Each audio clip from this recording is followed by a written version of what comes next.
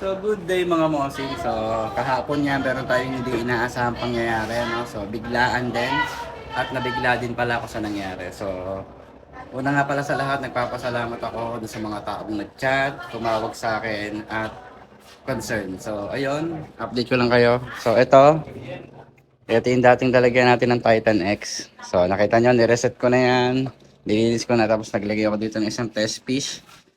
So, yung test piece natin, ayan. Tignan natin. So, syempre, hindi naman lahat namatay. So, dito yung iba natin Titan X. So, ito yung mga natira. Ayan yung mga natira. Marami-rami pa naman to. Almost 200 to. Or less than 200, mga gano'n. Mga 150 something na lang na piraso to. So, ito yung mga matirang natibay na matitira. Ayan, no? So, pero as of no, pinapakain pa rin natin siya ng chubby, no? So, marami kasing fact at marami din nagsabi na ammonia spike or nabigla sa tubig. So, by the way, hindi na importante kung ano yung nangyari ngayon. So, lesson learn na lang natin, no?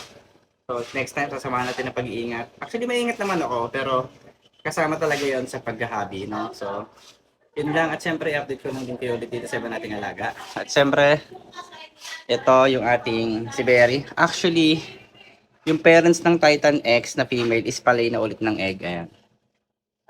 Palay na ulit ng egg. Ayan.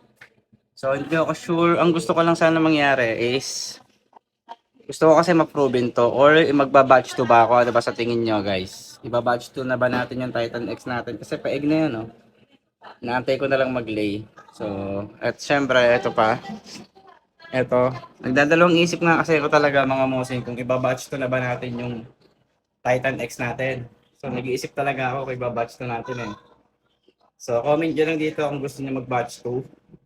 Ayan. Kasi gusto ko kasi sinalang ko din to, ito, medyo matagal pa naman to, hindi pa naman magle-lay. So, binobomba natin siya just in case. Eh, dito natin ipapara sa probe natin. So, ito nga, dito, pinag-iisipan ko talaga kung ibabatch to na ba natin o papalitan natin ng mail to. Hindi ako makapag-decide eh. Kasi ito, hindi pa siya proven. So, nakakatatlong try na dito. So, hindi pa rin talaga makabuo. Pero, i-comment nyo lang guys kung gusto nyo tayo mag-batch to na ng Titan X. No? So, nasa sa inyo kung ibabatch na natin or hindi. So, syempre, iba nating alaga. Yan. So, actually, mamaya meron na tayo yung triple stand. Mga wala tong laman yan. Wala na. Bakante. Bakante. At syempre, ito natin iba nating isda yan. Yan. Actually, mga kondisyon talaga to eh. Oh. Yan, oh. Mga kondisyon yung iba nating alagang isda eh. Yan. At syempre, ito yung drop off. Guys, pinapabenta ko na to ha. Yan, drop ko kasi hindi ko makuha yung kiliti eh. Yan. So, ito pa.